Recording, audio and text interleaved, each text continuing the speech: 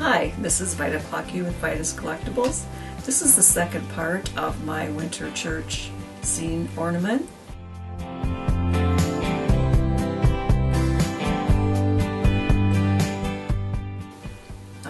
Thank you for joining me, and let's get started.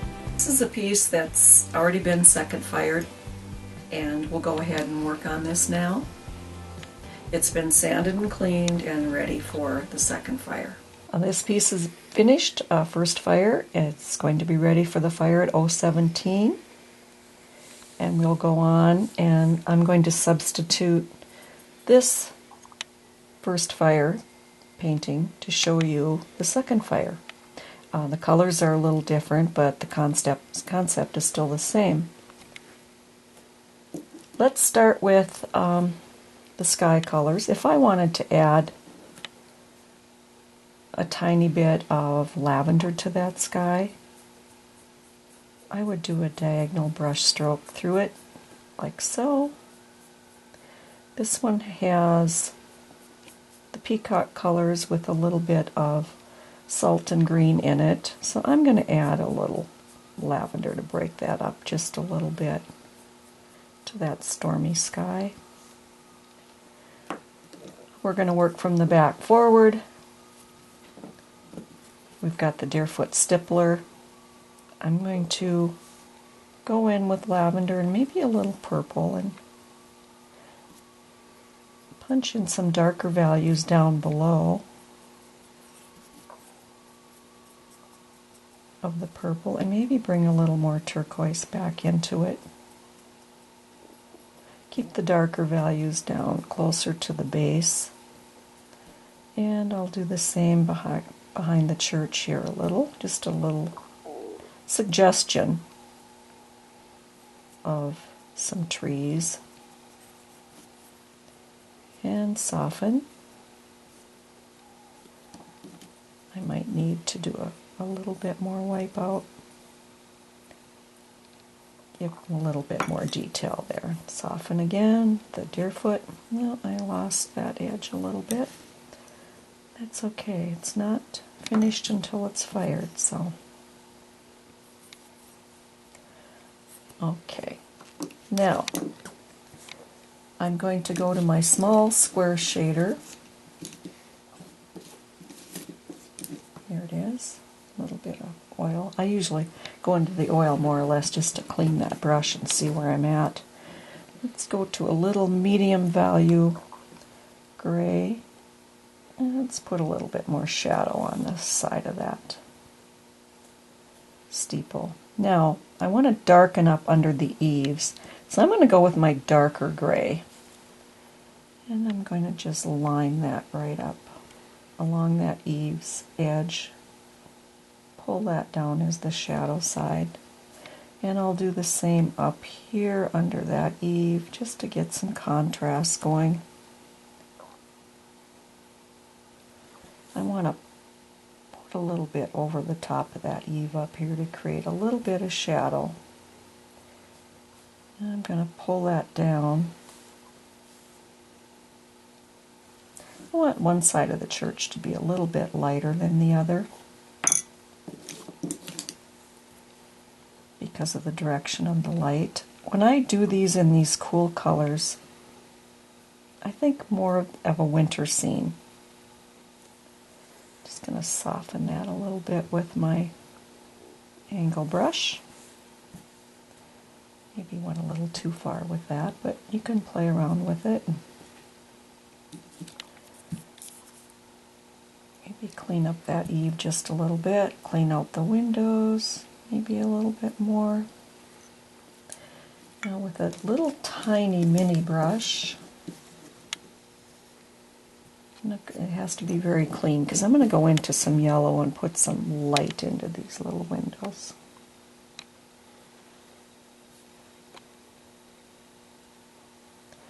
Let that set a little bit now. Now, I am about ready to get into some of the penwork detail. And if you go on to my website and find my video on penwork, so I like to keep my pen medium mixed up. And for these, I don't like to use straight black. I've used kind of a darker gray. I think straight black is just a little too harsh. So I'm going to get my pen work ready, stir it up with my palette knife. It seems to separate when it thins, so it's good to stir it up good. And so that should be ready to go.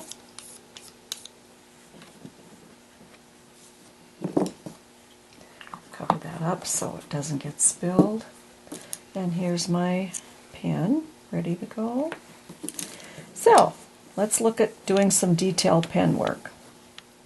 These are like little whimsical little scenes. I mean, they're not intricate oil painting or anything.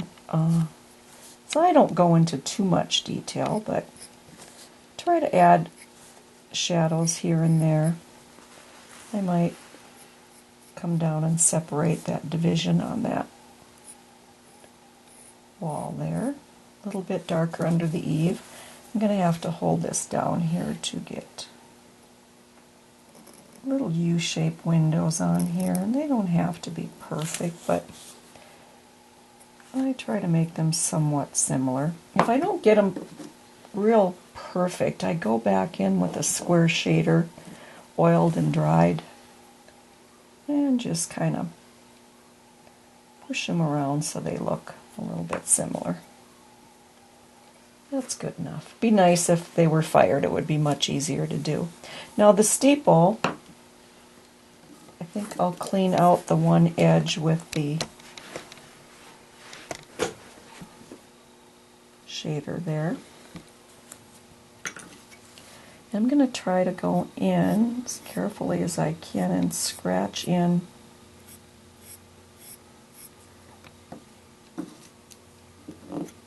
edges on that.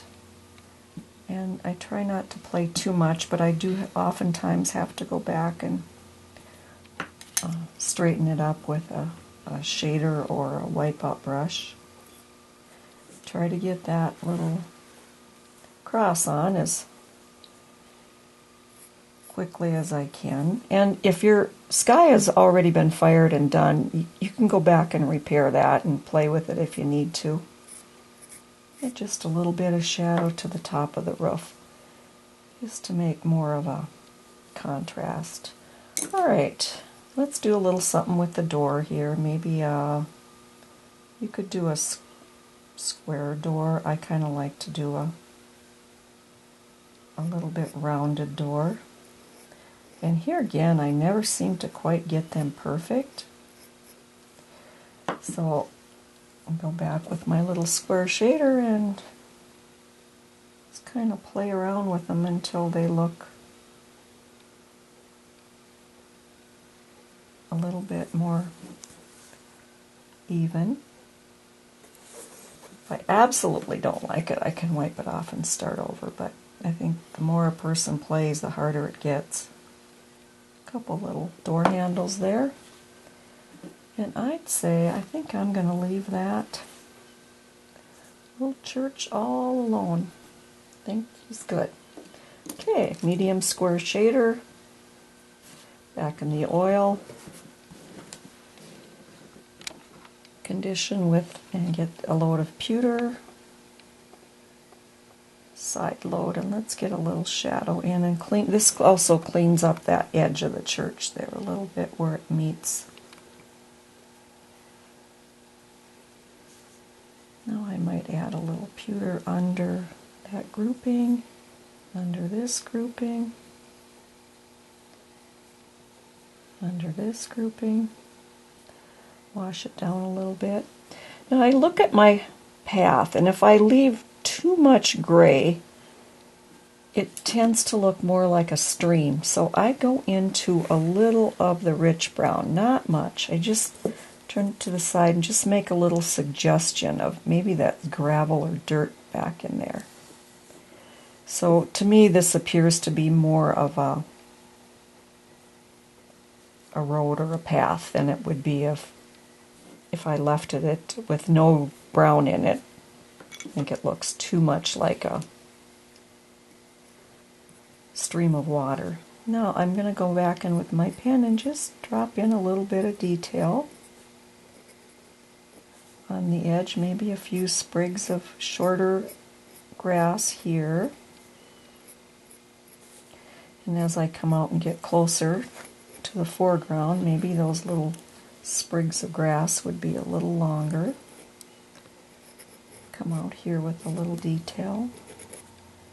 I've kind of worked my middle ground now.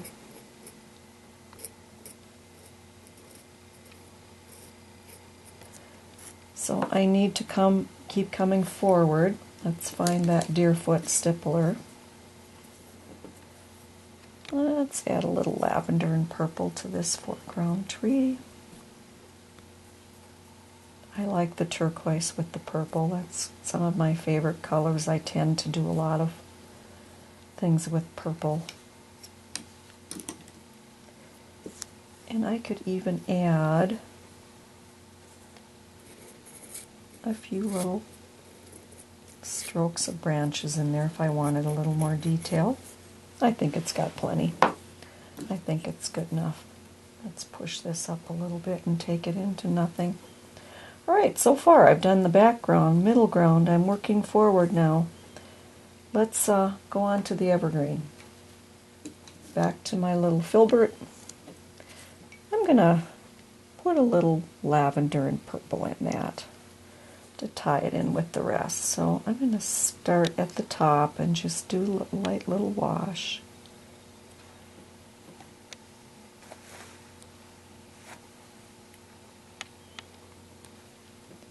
My study that's available on my website has all the color combinations that work well together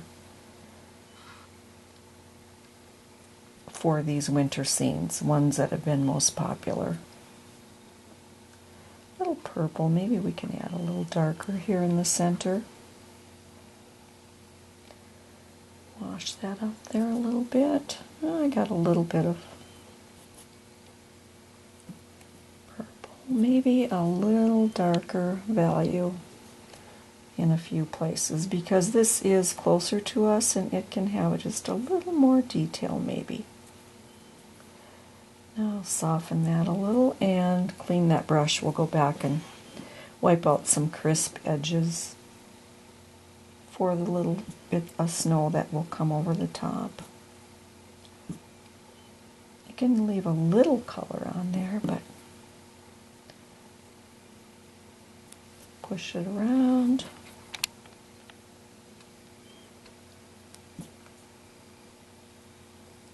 Alright, so we are coming down to the foreground.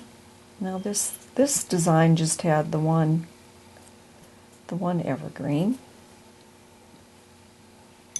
Sometimes if I'm not quite happy with what the filbert did, I'll go back in and see if I can push out a few little more highlights with the wipeout tool and call that good.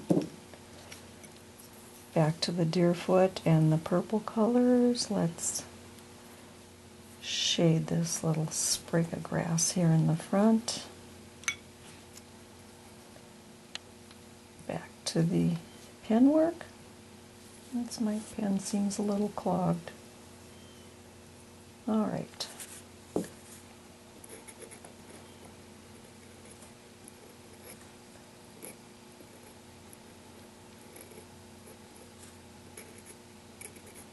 Person can get carried away with this pen work, so you don't want to go too crazy. Less is better, but let's darken a few of these areas here.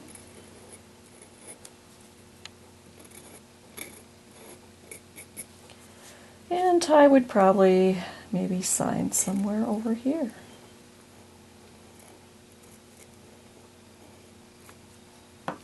Now with that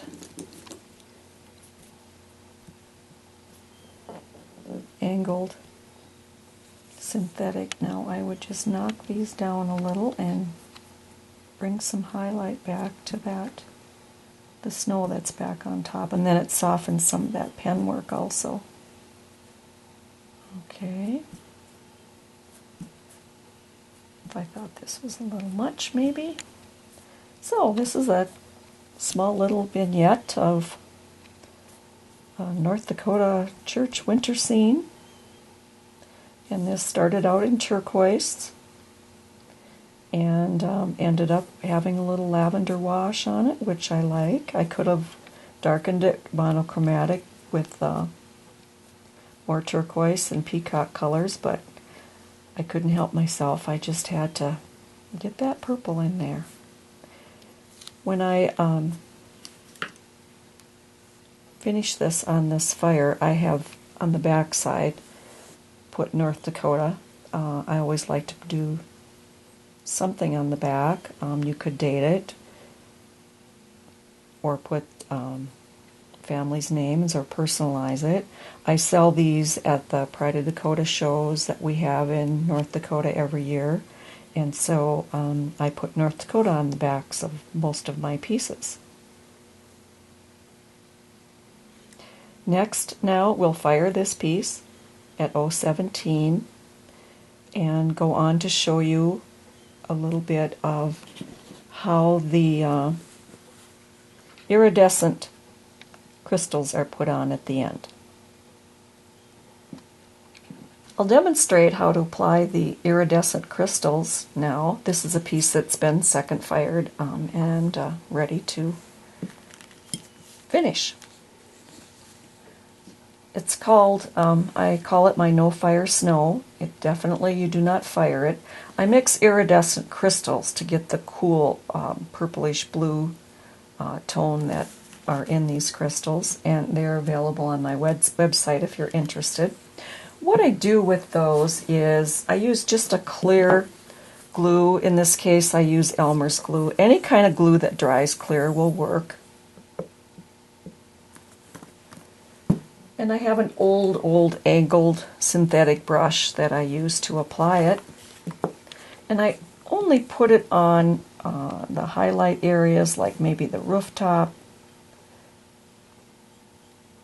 Less is better, maybe on this, on the water trough. Just a little suggestion. I think you can overdo this type of thing.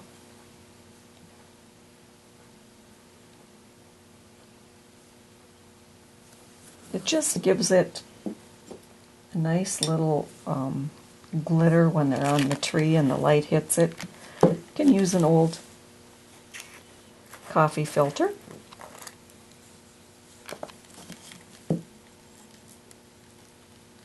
Sprinkle it on. After the glue dries, you can dust it off, put it back on your coffee filter, and then this is what it would look like after the glue is dry. Just a little suggestion here and there, just enough to pick up the light slightly. And of course, this is what the no fire snow is applied after everything's been fired.